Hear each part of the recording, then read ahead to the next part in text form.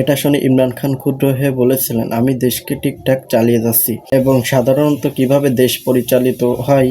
তারপরে তিনি পাকিস্তানের তার সাফল্য ব্যাখ্যা করতে শুরু করেন। ইমরান খান তখন দরজার দিকে হাঁটলেন এবং তারপরে আমি উচ্চস্বরে বলি যে আপনি হযরত ওমর রাদিয়াল্লাহু তাআলা আনহুর উদাহরণ দিয়েছিলেন, নদীর কাছে যদি একটি কুকুরও এক রাতের জন্য তৃষার্ত ঘুমিয়ে থাকে তবে ওমর রাদিয়াল্লাহু তাআলা আনহুকে এর জন্য আল্লাহর কাছে জবাব দিতে হবে। আপনি যেহেতু পাকিস্তানের প্রধানমন্ত্রী হয়েছেন, অনেক লোক প্রতিদিন না খেয়ে ঘুমায়, আপনাকে কি তাদের জন্য জবাবদিহি করতে হবে না? আপনি নিজেই বলতেন যে একজন সাধারণ লোক হযরত ওমর রাদিয়াল্লাহু তাআলা আনহু জিজ্ঞাসা করেছিলেন যে তিনি কোথা থেকে পোশাক পেয়েছেন। সুতরাং যদি ওমর রাদিয়াল্লাহু তাআলা আনহুকে জিজ্ঞাসা করা যায় তবে আপনাকে কেন জিজ্ঞাসা করা যাবে না?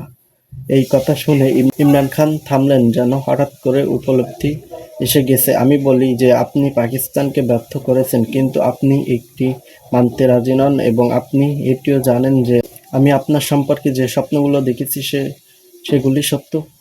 আমি আপনাকে এই স্বপ্নগুলির বার্তা দেওয়ার জন্য যথাযথ চেষ্টা করেছি। এই স্বপ্নগুলি আপনার ব্যর্থতার কারণগুলি নির্দেশনা করে এবং আরও ইঙ্গিত দেয় কিভাবে আপনি নিজেকে এবং আপনার সরকারকে বিপর্যয় থেকে বাঁচাতে পারেন। আমি কঠোর পরিশ্রম করেছি এবং এই স্বপ্নগুলি আপনার কাছে পৌঁছানোর জন্য যথাযথ চেষ্টা করেছি, তবে আমি আপনার দৃষ্টি আকর্ষণ করতে বা আপনার কাছে পৌঁছাতে পারিনি। আমি দেখি ইমরান খান এটি শুনে দুঃখিত হয়েছেন এবং তারপরে তিনি ঘর থেকে বেরিয়ে যান।